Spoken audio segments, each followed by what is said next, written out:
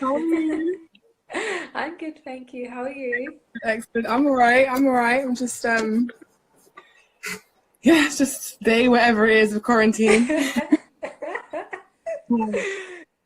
know. I'm just trying to sort out the questions. They were just there and then it's gone away.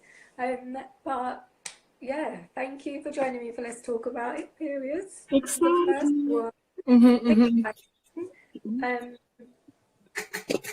Introduce yourself. So I have the amazing Safia Robinson here of Sister Woman Vegan. Tell us about Sister Woman Vegan. System and Vegan. So first of all, I'm Saf. I'm the founder of System and Vegan, which is a social enterprise exploring wellness through food. It's a holistic approach to food, and to wellness. So I'm looking at mental health, spiritual health, wellness and connection to our ancestors, as well as physical health. And the focus is plant-based, whole foods, but with room, with room to And think intuitively and still allow for joy and whatever in life. So I think that food is a big part of joy is a big part of food. definitely. Yeah. So we do supper clubs, we do cooking lessons and workshops. And I also do a supper club series called Woman Talk, where I have a special guest, and we talk about our relationships as Black women, our relationships to food, to our bodies, and how white supremacy, capitalism, and patriarchy have affected those things. So yeah, that's what I do. Amazing. It is amazing. Honestly, your work's amazing as well. Thank you. Really inspired by you. Yay. The whole fasting during your period thing, which we will Yeah. get. Yes, we will That, get to. that was powerful. Powerful, powerful. Somehow my thing is leaking. I don't know how. It's just like a pile of water. Hold on. How's the recipe going? It's going okay. So I realized basically that I was being too ambitious. Like what I was working on was like a thing that needs to be published in hardback, but like 50 pages, not 50, 500 pages, whatever. And what the important thing is to do now is just get something out. So I've cut it down. So it's like it's less me talking about food, my philosophy of food, and like the social political reasons why I'm doing what I'm doing. And now it's just focused on the recipes, but the goal is to have an actual cookbook published. I want something like this big, right? That's like system cookbook. And right now it's about this big. But soon come. Indeed. Well, fantastic. All right. I'm still having issues with this laptop, but it's fine. We can get into the questions. So the first one I have for you was, what promoted you to start fasting on your period? Talk to us about it. So it's an interesting one because some people really are shocked and confused by this because they assume, obviously, I think that our collective understanding of fasting is very limited. So I think that people see it as starvation, people see it as something that causes you to be weak, not nourishing your body in the way it needs to be nourished, not getting the nutrients it needs, etc. Rather than it being what it can be, which is a way to connect your body, a way it's meditation. It's a way of I don't like to use the word cleanse because our bodies do that themselves, but let our bodies rest and the systems work at their pace that they need to work at, because we kind of what's the word? We don't work with our bodies. I think we're very used to working against it. So fasting for me is a way to pause and listen to my body and think, okay, well, what does it actually need right now? And I started fasting on my period because first, I used to be a new moon bleeder, and I would try and fast during the new moon as just part of my spiritual practice. So it was kind of coincided with that. But also, for me, the only kind of PMS symptom I had was feeling bloated, feeling like heavy, feeling and then also like dealing with like digestive issues while I'm on my period, right? And so I kind of decided to see one, like how my body would respond to it, but two, also I wanted to kind of recognize that like menstruation is something that is spiritual, is something that is that demands connection to yourself, demands connection to and a pause and a like, yeah, I think those, I'm lucky. I have a short period, 3 to 5 days is the maximum, and it's I found that it was a really important way to be intentional with my practice, and yeah, so it worked. That's basically I think the biggest concern people have is obviously when you're on your period, you're already losing so many vital nutrients, and the idea, especially in the modern world where it's not like we have the ability to, or the space and privilege to take time off when we're on our periods. You know what I mean? We have to work, we have to look after family, children, whatever. We have to, you know, do physical labor, etc. We're not in a society or a community where women are looked after. People who menstruate are looked after, and yeah, so I think just recognizing that fasting is not anything to do with starvation or limitation or restriction, and you know, if I wanted to eat, I would eat. It would just be fruit or herbal teas, or like there's a herbal tea that I make, a herbal tea blend that I swear by, which is red raspberry leaf tea, hibiscus, what else? Like there's a whole. It's on my Instagram and I'll share it with you. And it's like, it is really important, fundamental for me in that time. Just kind of combine all the things that I understand about my body and about my mental health and about my everything. So kind of making sure that I am looked after in those ways. And for me, fasting just helps me make it intentional. And it also, you know, I'm not uncomfortable by being bloated and being having to use the bathroom more than so that's why I think I started about 2 years ago, and yeah, it's been an intense practice since then. Yeah. Well, I thought it was fantastic, honestly. My last period, I fasted.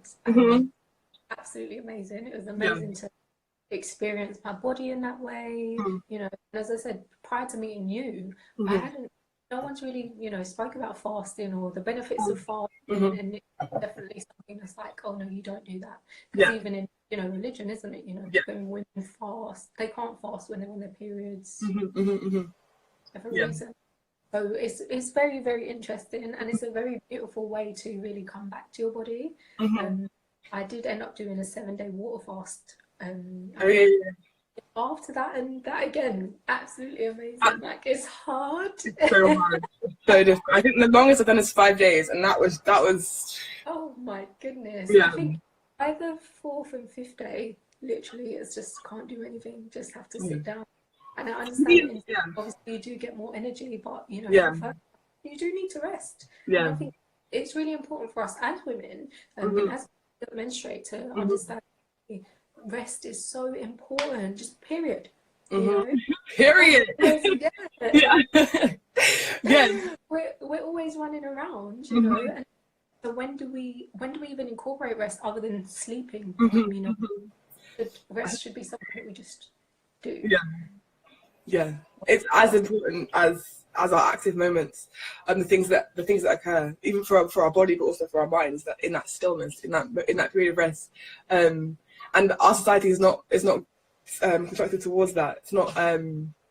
There's no space for that. Even change that. This is why we're creating this space. Yeah. Oh, you can look at what's it called? I think it's called the NAP Clinic. I think it's called the clinic on the NAP. So I'll send it to you.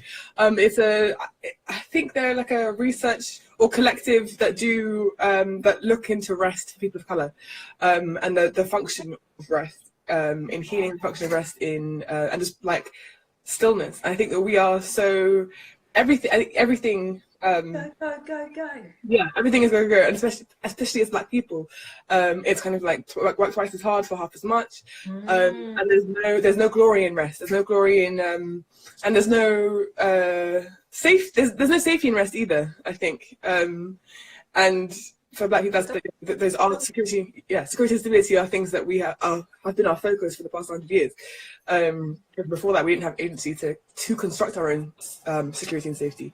And I think what we're doing as people, people in my generation, is highlighting the importance of rest, highlighting the importance of like listening to your body, being intuitive, being mindful, not like thinking long term. I think that capitalism doesn't really think long term, because it doesn't. If you were thinking long term, you would value the workers. You'd value, right? If you're thinking long term, that would the health and the wellness and the happiness of the workers would be the priority. But that's not the case. So I think for me, in community building, in building these spaces and creating these spaces, that's what I want us to be able to do, is just pause. And recognize that that's necessary, and it's not like, I think so many black women, particularly, and I don't think Black all genders, and I'm assuming all races feel it, because capitalism is heavy on all of us, but it's particularly like there's a level of shame or like self-criticism when you stop to rest, because of all the things you could be doing, and we're so hyper aware of our bodies being a site of production. But I'm more interested in our bodies being sites of creation and connection. And I found fasting, I think that the main reason it gets a bad rep is because of fat phobia, because of eating disorders, people refusing to eat. It's not fasting. people using it as a way to control their appetite, or control, just as a form of control in any way. It's not fasting. Fasting has is with spiritual intent, is not, because first of all, that it makes no sense for me anyway to construct a spiritual practice that I don't want to do, or that I feel coerced into doing, or that I feel like I should be doing something. I do it because I want to, and because it helps. If it doesn't help and I don't want to do it, it's not part of spiritual practice. So if fasting doesn't work for you, you don't have to do it. if you need, and that's completely fine. I think that people, we always think that we have to do every checklist, meditation, journaling, sunrise, like blast the coochie open and like find what works for you and work with that. And that's the problem, isn't it? Is that actually people aren't even taking the time. Women aren't even time to find what works for them. Even if it's that one thing, we're not taking the time to do it. We're not really exploring ourselves or in self-observation, because you're just so used to run, go. That's where I'm going. I'm powerful, I'm strong, and I'm mighty. And yes, we're powerful, we're mighty, but we can afford to slow down. And actually, we have to slow down. We really got to turn the world around, in the sense of just slow down. Period. I think it's called the NAP Ministry, not the NAP Clinic. I was just I was just thinking about. I went to a conference. I think it was Black women of color in Europe conference in Edinburgh a few years back, and there was a talk on a panel on like rest and wellness, and someone's talk was called like white men sleep better. White men, not only do they have more time for sleep, but their quality of sleep is better. And we never look at sleep as an indicator of wellness, as an indicator of joy and happiness or success. And that is, that is a big. If you are able to rest, it means that you don't live in fear. if you're able to pause, because this world is so predicated on fear as our motivator. Fear is, I think that's terrifying, that fear is fear, and not fear of, you know, that you've created for yourself about your own, you know, your own narrative, but fear imposed onto us. If you don't do this, da, da, da, da, da. I think COVID happening, our fears are changing. And I think it's going to be such an interesting landscape to look. I don't even know when. No. When like it's we are in it and we are out of it. And we are, yeah. Pardon? We're in it. Yeah, Like, exactly. Yeah. Now of, you know, what are you taking on for yourself? What are you doing in your life that is fear programmed? You know, Yeah. Especially as Black people, you're going to rise above it, and you know, energy's there. So are we operating from love? You know, as what you're doing. A woman vegan anyway, and your food is absolutely fabulous. Oh, Thank you. The mushrooms with the peanuts. Oh god, it was worth getting a reaction for. Yeah. Oh my god, I was like, no. Yeah. But it's beautiful, you know, to try and build that relationship with food. Yeah, it's just, you're doing amazing things. You are. I'm trying. Yeah, I think. Sorry. I was going to say, I'm going to go into the next question, but yeah, don't worry. Yeah, I was thinking you've gone so off periods, but let's go back into it. It's fine. It's a good conversation, and that's the point, isn't it? And that's why I started, because I want to have genuine conversations with genuine people, you know, genuine experiences. We're not here to try and put on a front, or I look this today and I look all. No. This is me. Yeah. This is you. Yeah. And I think that's so important as well, especially, you know, as women and people identifying as women. And it's like, be yourself. If there's anything that you're be at this moment in time, be yourself. You cannot afford to be wearing a mask. You cannot afford to be, you know, portraying this ideal, because whose ideal, you know, whose ideal is it? We're over it. Let's get over it. We're all beautiful. We're all amazing. We've all got to the world. Stand up and give it. You know? I'm really learning that it's about everything's a choice, and everything is about, like, if you say, like, I can feel like I'm beautiful, and that's all that matters, is me saying, like, I don't need the validation, external validation, because first of all, people will see that because I'm presenting it. People take what you give out.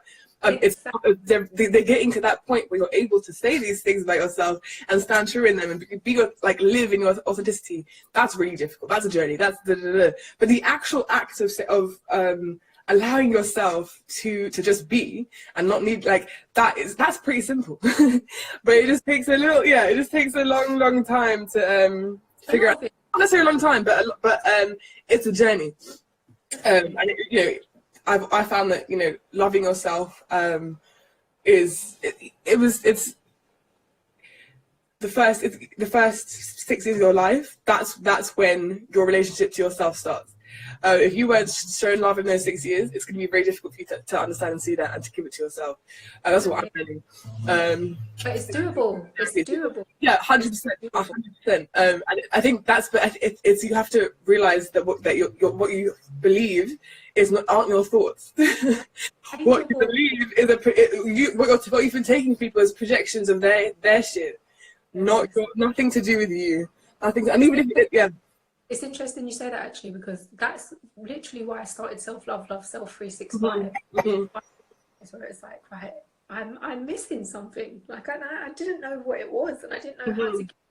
But then all of a sudden, once I started changing my narrative, you know, once I started saying things like, I love myself, or whatever, giving yourself a hug, you know, some people find it strange just to give themselves a hug.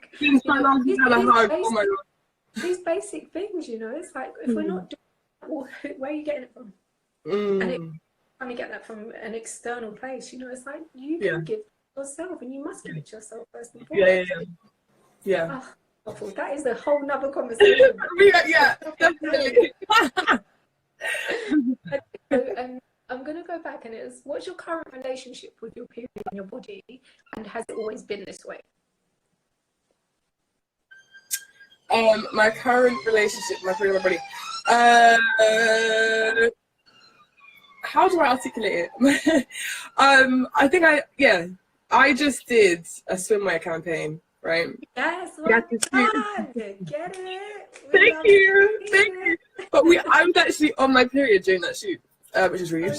And I noticed that I'd gained like quarantine weight, which I wasn't prepared for at the time. To like be like, oh, okay, I have to be skin out in the swimsuit right now. Okay, cool. How do I deal with this? I'm also on my period. I'm bloated. I'm this. I'm that. I'm that. And it was like, it could have been so easy to kind of slip into like, why am I on my period? I hate this. Right, the negative self-talk, the intrusive thoughts that, you know, aren't mine, and aren't my loved ones, my friends, my family. Whose are they? They've just appeared somewhere. You know, we'll through whatever. But yeah, and I had a kind of a breakthrough moment when I was doing this, and I broke down and then I broke through. I was like, I can't do this. I don't feel sexy. I don't feel this. I don't feel that. And then I was just kind of, at one point I was kind of like, this is what I look like. This is what I look like. Yes. So like, if I'm like, this is what I look like.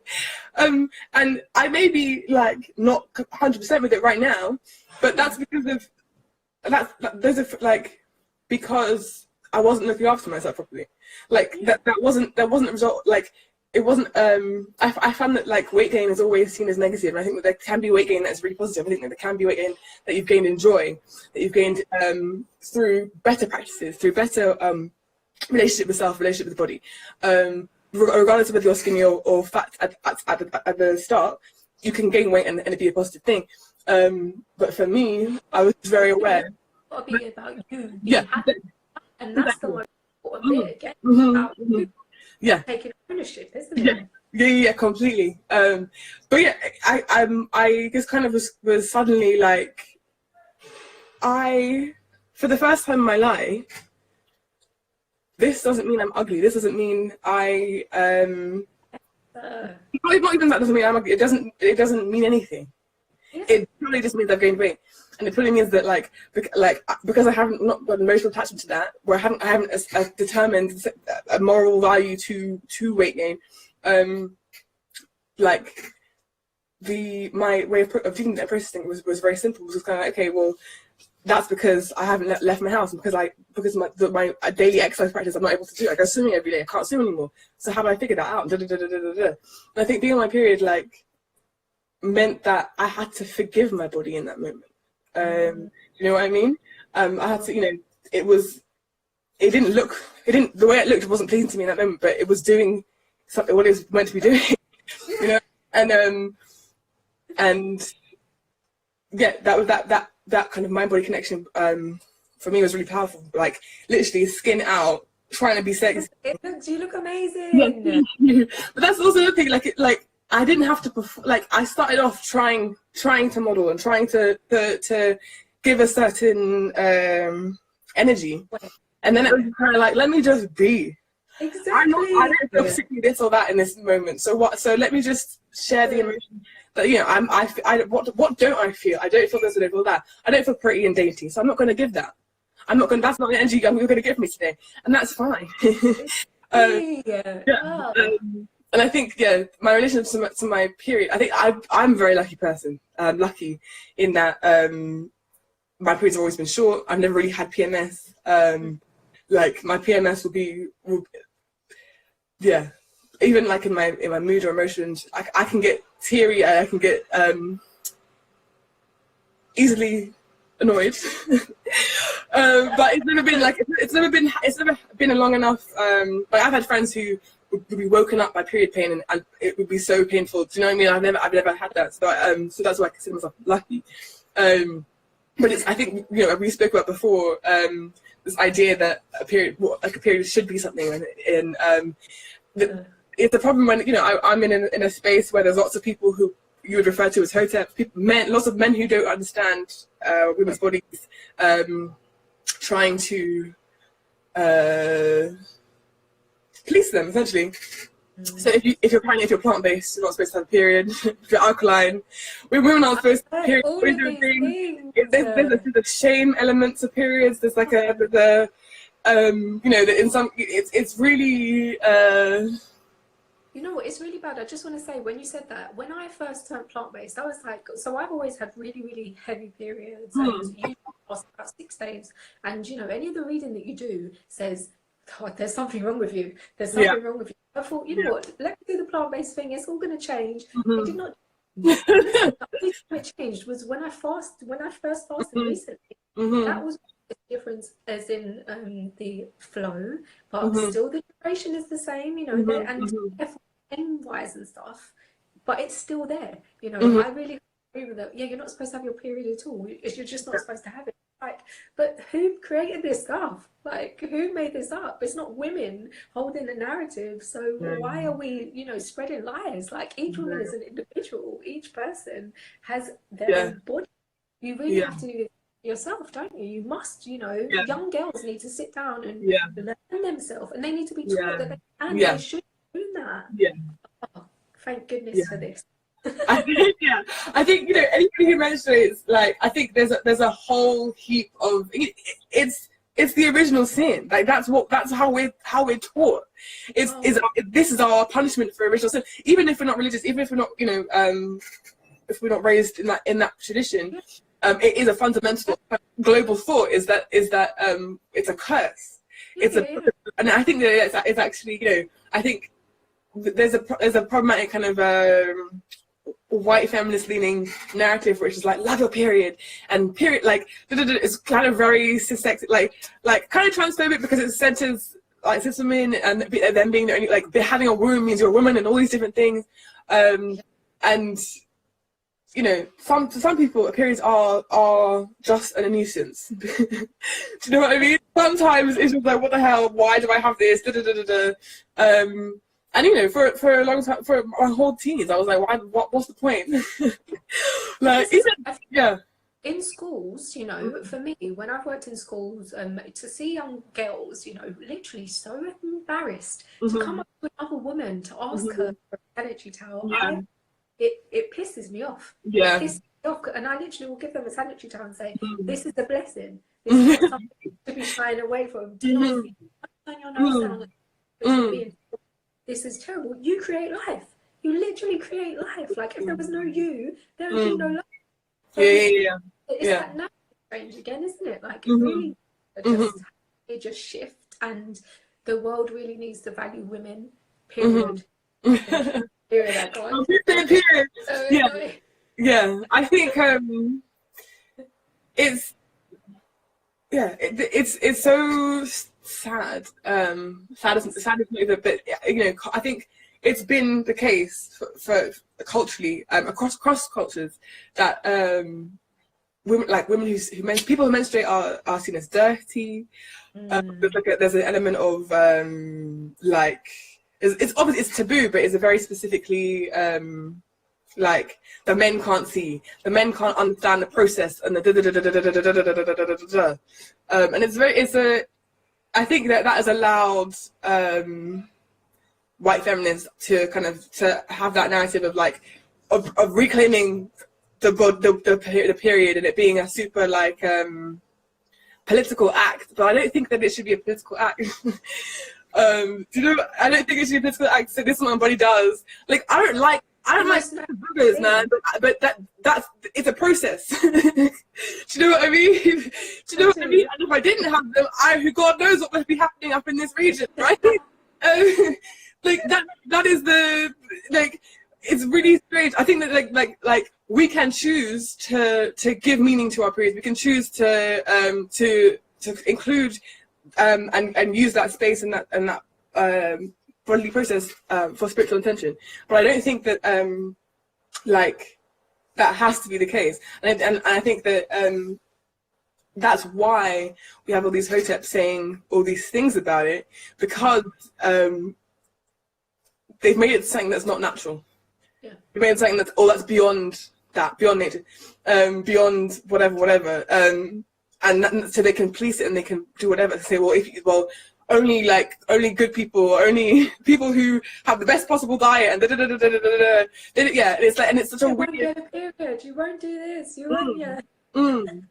And it just honestly is so strange. When I first got my period, I got it at school. Okay. I didn't tell anyone about my period, even my mum and my sister. Did not tell them, anyone. I didn't even tell my friends, and I didn't tell my friends because they all got it before me, and I was like, I don't want any. I never said that I didn't have it. They just assumed, because I've always been like really tall and like and curvy, whatever. They assumed I had it. I wasn't gonna tell them I didn't. So then when I got it, I wasn't gonna tell them. But then basically, my sister is old. She's 2 years older than me, but she's super skinny. She's always had a more European. I hate using that because bodies are, a more Western, standard Western beauty aesthetic, right? So growing up, even when we were super young, people would comment on my changing body. I got breasts before her. People would comment on our different bodies. People would always say like, "Oh, you're gonna get your period first. You're gonna do this first." So made a really like big deal out of And so when I got it, and because my sister actually got it, and she didn't tell anyone either. And it's so interesting. She got it because we were at our dad's friends. Our dad's like really like rich white middle class friend had a big like 50th birthday garden party, and she got it there with like no one. She didn't know anybody. She didn't want to tell anybody anyway. But because she hadn't said anything, I was like, there's no way that I'm telling anybody. I can't be the first one because you've all said all these things. You're bigger and the this and the that and that, blah, blah, blah. And it was all like wrapped up in shame for me. It was all wrapped up in like in me, my body being as it was a problem. Not a problem, but like observe, like something to comment on. Everyone's opinion of yourself, isn't it? Who you are. Yeah, and I think it really shows that we treat periods as something that doesn't happen. To a lot of people, like it's always seen as like oh my god, like what do you like what like this happens to the majority of people, like, and even if you don't menstruate, you've probably grown up around people who do, and it's so weird that we support and reinforce this idea that it should be secret and that it should be separate to ridiculous. How is that? Such a beautiful thing. It really is. Like, don't get me wrong, I know everyone's experience is different, but where it really boils down to learning yourself, valuing yourself, but also sharing that. We've got to start sharing this with the younger ladies and making sure that actually walk up and get your pad and be confident in it. You should be confident in it. I want to hold your pad out and don't care if any boys see it, because this is real. You know, this is your life. You're going to have this for however long. Like, come on, it's crazy. It is crazy. When so I was president of the Feminist Society at my university, and we did a free periods campaign. Try and get the university to cover the tampon tax. It was to get free period stuff in the union, and to at least cover the tax in the shop. And that was a really interesting kind of campaign because it brought so much into consideration. So especially in a university space where there's lots of different people, lots of different cultural understandings of what these things are, lots of different ways of hygiene around it. And I think the biggest thing for me is that like everybody has their own personal relationship to it, and it's not something that we're encouraged to cultivate or develop for ourselves. It's kind of like we get one talk about it when we're like 7.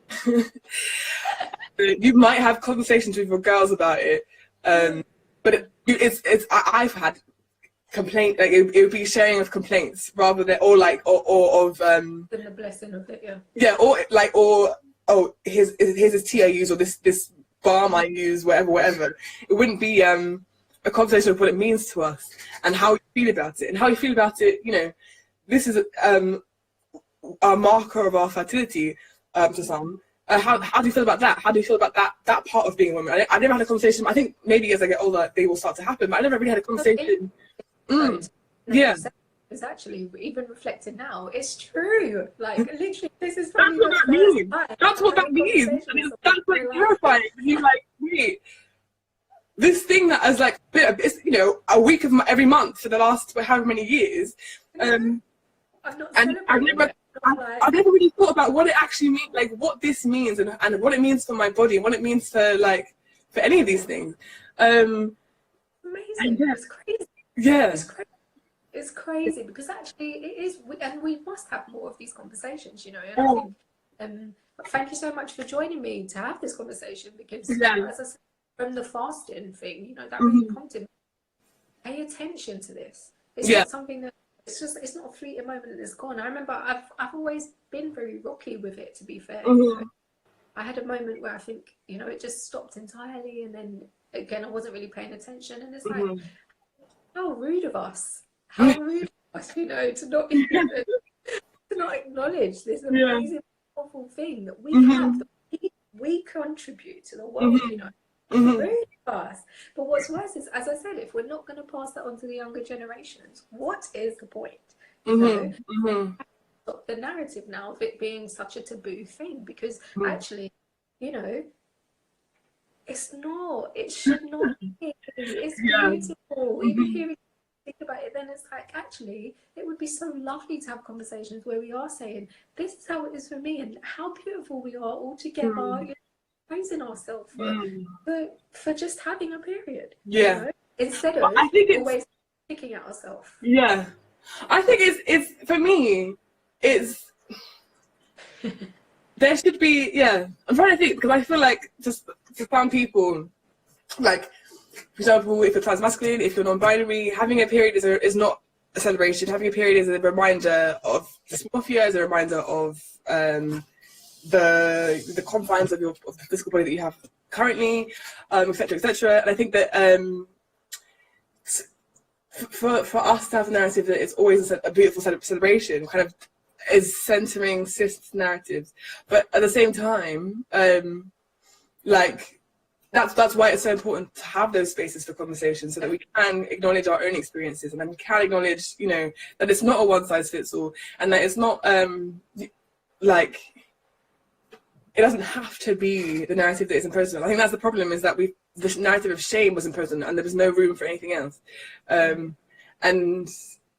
I think also, you know, part of the reason why a period is a reminder of, or a trigger for dysmorphia, is because of how we've aligned womanhood and the womb and menstruation as being inherently connected. And I think that's the problem. That's the biggest issue that we have to kind of break away.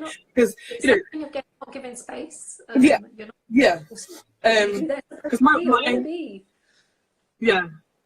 I wouldn't say that my womanhood is predicated on anything to do with my period necessarily.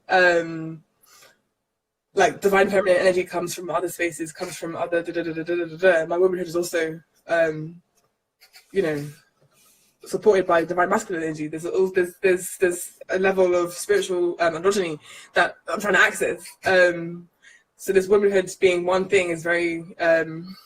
It means that our conversations are so limited, because there's such a bit of a.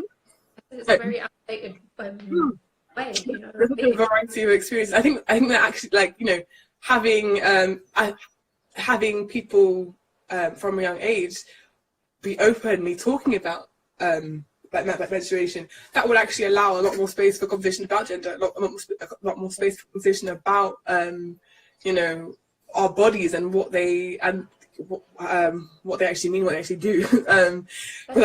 Just to be able to speak on how you feel, because again, we don't do it enough, especially children. You know, they're not giving us.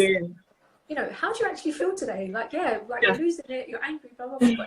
But has anyone actually asked you how you're doing today? You know, like, is anyone paying attention? It's crazy. It really is. It really, living in a very strange society. Well, I think it's such starts and strange. I remember, you know, there's like rich white middle class women, I think mostly in America, who do like these period parties for their children, for their daughters. And that, the way I think that it could be really awesome, but the way that they do it, I think, is not. it's not, it's saying everyone come and look at my daughter becoming a woman, rather than like, what, how do you want to celebrate this moment that has happened to you?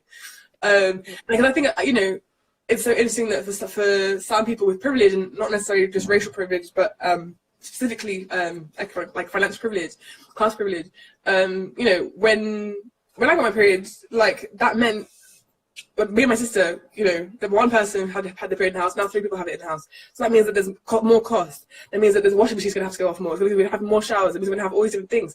And it's not, it might not get met with, well done. It might not get met with, you know, like have a conversation about it. But it might get met with sighs. It might get met with like, oh, okay, well, whatever. I think a lot of women have had to deal with, like, you know, them having their period. A struggle, isn't it? Yeah. Yeah, but them having the period being a signifier that they're now able to date or able to, you know, reach a level of, yeah, where you have what's that carry, right? Like the curse is upon you or whatever, and the idea that it means that you're suddenly about to be sexually promiscuous, and that's rooted in responsibility politics, it's rooted in all manner of things. But I think that's something that does happen in the Black community, is suddenly that, you know, that child is fast. Yeah. Because she has the ability, like the capability, the capacity to bring shame through sex, through this, that, through other. It's really interesting, like how broad the spectrum can be, because you know, kind of just the way that we've opened it up now, you know, this is going, it's just going. So it just there's no room for a larger conversation. You know? Yeah. It's important. It's interesting because I didn't even take that into account. Like, I'm sitting here and it's like I didn't take into account actually the struggle, you know, and you hear about people in the world struggling to get sanitary towels. Yeah, we have it in this country. There are 16-year-old girls who can't afford sanitary. Like, that's ridiculous. It's just 16-year-old people. Yeah, and like there are teachers having to pay for sanitary items for their students, and that is like the idea that that's not right is kind of like met with resistance. That doesn't make any sense. But that is a cool thing, and that's, I think, part of why, you know, why there is so much shame and like resentment towards our own bodies, because it's like, oh, okay, again, I have to go buy this, I have to buy this, and and she was yeah, completely. And I think that, you know, they're real material issues, like there's our own ish, but there's also just like, okay, this is actually impacting my life materially, not just physically, not just mentally, not just spiritually, but materially. And affecting me. And it's something that, you know, people who don't menstruate don't have to grapple with. Is this like, and it's, I think that a lot of people feel like under the control of their bodies. Like they're not in control, like, because, you know, get yourself a period tracker. Those are the best things ever. I menstruate with the full moon. Yes, so do yeah. It's a good, yeah. It's so easy to just like, okay, it's coming. But that's the beauty of like listening to your body, because actually you do learn that you feel yourself. You can feel. You know, and I was fortunate enough that when I was younger, I could always tell, thank goodness, you know. But again, as I said, I had that period of time where you kind of go out of sync and you're not paying attention. You know, we're not teaching young girls that. It's like, listen to your body. Your body tells you everything you need to know. You know, you get still, isn't it? You must hear. Yeah. Oh, God. Yeah. It is. I think. Yeah, like I said, for me as well, like I have a mother wound, right? So my relationship with my mother is not great. And that meant that I didn't have someone to teach me how to be a woman. Insofar as like how to look after yourself, how to care for yourself, how to I think like we have to like we think about that as well, is that there is a responsibility that we put onto people. The only guidance we get is like, love your period, and that's like there's no yay, I don't really understand this, I don't really like, it doesn't feel like, what is this for? Yeah, I think obviously like we can talk about it at school. We get I'm literally bleeding. Yeah. What is wrong with Right, but not even just like obviously like we get to what a period is, but what does it actually mean? Like what, like how does this? Because we are told that it's a massive change. Yes. Suddenly, yeah, you wake up one day, you're bleeding, and then one part of your life is done, and you're on to the next. I'm gonna get pregnant. What do I have to Oh God, let's not. How about we don't pull that in? But yeah, so I think there needs to be more discussion. I think also like I remember at school we would get taught about, I don't know, drugs, alcohol, sex ed, whatever, and that we would be separated from men and women. And all the boys would go into one room and learn about, I don't even know what, pubes or something, or like wet dreams. I don't know what they were talking about. Like literally, yeah. And then we were taught about menstruation. I think it was so strict because one, it forces like this gender binary, but it also like men need to know about periods. Of course they do. Like, and again, like I said before, like I think that having those conversations in that open space would allow more people to kind of question things.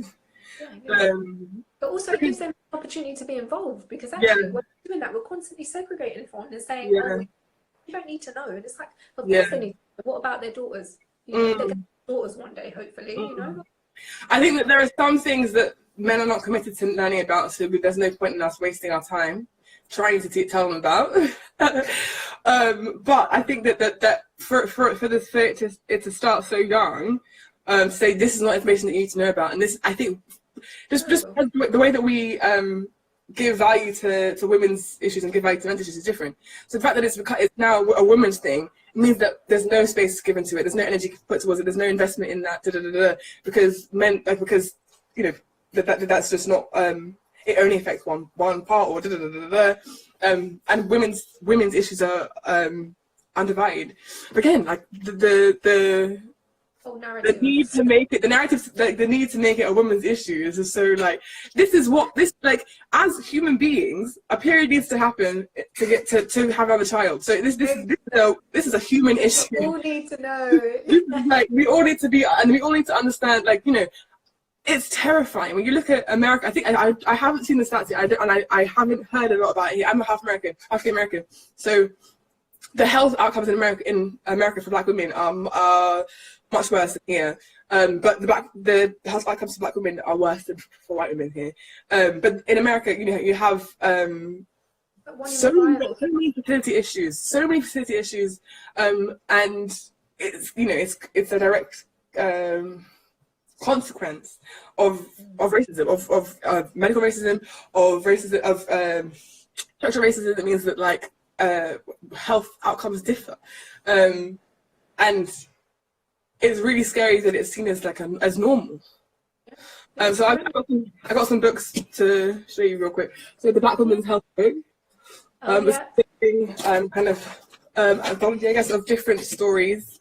Different Black women contributors about their health experiences, and then we have Sacred Women. This you have to take with a pinch of salt, because I think that one of the benefits I have found of being part of my generation and being raised where I've been raised, being having access to certain wisdom traditions such as Western science, all these different things, is that I have a different perspective when I read these things. So these things that we consider Hotep, that kind of center traditional and archaic ways of looking at specifically gender, specific sexuality, things like that. I think people who don't have the privileges that I've had will read these books, and because they're so empowering, and so the things that they're saying are like, we deserve rights, we deserve to be well, we deserve, like, this is a birthright, we were kings. Like, that sounds incredible. It sounds so incredible, and so you're going to be taken by it and believe, and not what's the word? Chaff, show the second book again. Someone's asked for the second book. What is it called? Sacred Women? Queen Afua, a Black Women's Health book, and there's a couple of others, but that's what actually one of my like, I have a book about African holistic health, and oh yes, I've got that. And it literally says in it that black women shouldn't have periods, and it says that like period.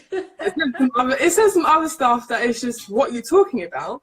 And I think that is a problem, is that these books are seen as are part of if it was in a book list, it'd be like black empowerment or like Pan-Africanism, and that's is really dangerous. Like the first ones you reach to, isn't it, when you're Yeah. kind of beginning your study? So Yeah. because especially where you maybe haven't had it, you're kind of just like, yes, so Yeah. good. But And also, so there's also like, because when I got these books, and when I was you know, on this journey of learning about these things, so many things were revealed to me. Do you know what I mean? So many things were shown to me to be complete bullshit and complete lies. So like, it's possible to suspend belief, to be like, well, maybe black women shouldn't have periods, because they explain it so well with their like the white man and the Western diet, and we've been here in bondage for so many years, and the Western diet has and it's like, wow, like maybe, and then you're like, wait, no. like, actually, but I still get it every damn month. So, Right, you know, exactly, right. My period probably, yeah. So I think that like, that's one of the things I want to do with sisterwoman is be able to articulate these things in a way that actually centers black women, because a lot of these things are written by men, and yes, so the gender, that gender divide is apparent. There are set roles, there are set ideas, there are set and that's not, it's a non-negotiable, you know. I remember someone said to me once a few years ago, someone was like, you're so close, a black man said, you're so close to being a true Pan-Africanist, but feminism, LGBTQ, like, you're so close to what are you doing? And I was like, and this was someone who messaged me unprovoked. I don't know him. He messaged my Facebook. It was someone from APS when I was at uni. I was like, I was shocked. I was like, I don't even know you. Why are you doing this inbox to tell me? And what am I saying to you? You can't be. But then I was just kind of like, what are you? And he said like they've done nothing for the black community, and I was like, you have no idea. You don't know anything. And that's because that's because people. I think people don't read things and challenge their ideas enough. Because and I think it's also like these books, not these books that I'm holding in my hand, but some of the books I have read about African spirituality or African holistic health, because like I said, the focus is on empowerment and recognizing Africa as a center of knowledge and wisdom, and reframing history to really reveal the impact of white supremacy, right? And so when you read all this stuff, you're like, this makes so much sense, because we've been like, the white man came and gave us this food, and it's like all the problems, all the issues that will come up in your head. So like, okay, but there are people in tribes, and so they'll be like, in the tribal African, but women do not menstruate. It's all from the Western diet. And they'd be like, okay, well there are women in tribes in Africa currently who are menstruating, who eat how we used to eat. So what does that mean?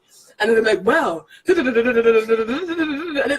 it hasn't answered everything. So I think that like one of the things that I really want to do is pair the two, so that you are able to navigate this work. I think it's really difficult to navigate this work if you don't have any other like way into that understanding. So that's why I want to do a nutrition nutrition diploma course, so that like that is the biggest zero suit of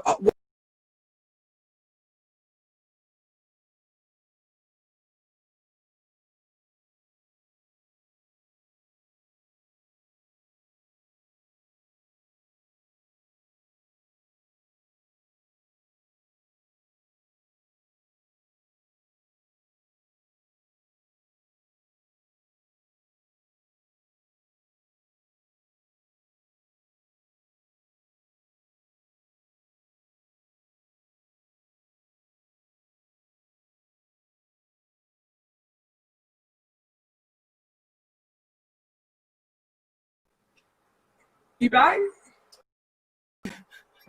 I can't hear you.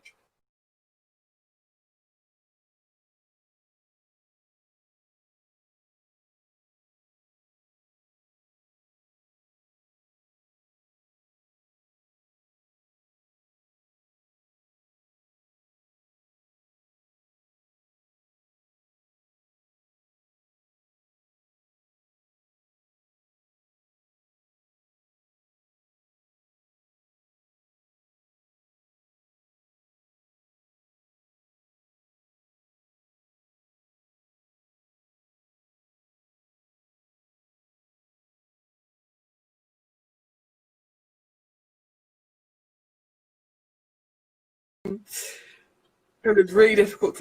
Did you hear any of that? Are you back?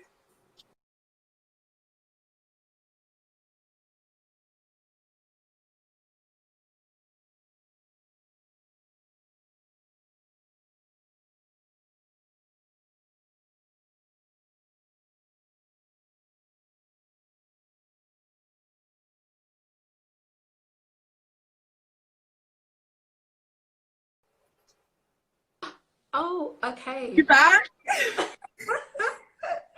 Did you hear any of what I said? No. This is Oh, my no. first. This is my first live. Don't worry. Don't worry. You know. It's hard. It's not easy. Rather than it being hard, but it's not easy. Yeah, but it's been so good, and it's been really lovely to speak to you because I know the countdown's going to start coming soon. And you know what? There's so much room for another one. Yeah. We spoke about everything today. We did. But it's been such a pleasure to have you, honestly. And yeah, obviously, Sister Woman Vegan is there. Yeah, it's here. Come check me out, guys. Yeah. But thank you to you. If anyone's following from my account, how can we follow you? So it's selfloveloveself365. And so I host self-love workshops, and I've been attempting to do them online. I'm not a massive fan. It's hard to get that connection, but it's possible. It is, and the thing is, what's beautiful, even like having this moment with us now, you know, it's been such an insightful conversation, and as I said, the spectrum's so huge that it's just like, actually, right, there's this we can go to, there's that we can go to, and we need to start bringing in a narrative for like our generations now. You know, it's like straight all of this stuff from before, but we really need to get away from this thing of telling women you shouldn't have a period. Like, well, you bleed every month, so you know. Yeah, I think it's one more thing that everyone else stop policing. And I think it's one extra part of connecting to your body and feeling rooted in that relationship. It's being intuitive about that practice, about that process, and again, being kind to yourself. I think that for some reason we are miserable. That's our first. We sink into that misery. We're unhappy. We're walking around, you know, not in tune with ourselves. We're walking around, and then if you're not in tune with yourself, you can't even really be in tune with other people. You know, so it's like our life is constantly difficult because it's like we're battling all these things at one time, and it's just like, can we start with us first? Yeah, I mean, I'm a big proponent of like having period leave. I think that everyone who menstruates should get period leave, and I think not necessarily. I think people sometimes can take offense at the idea that they need that, or that it means a weakness of some kind. I actually think it's because you can't do it. We've proven for centuries that we can. But I think that the type of work that needs to happen for me anyway, when you're on your period, is creation work. And a lot of our jobs are not about that. A lot of the work that we produce is not about that. It's not, and I think taking that time, even if it's just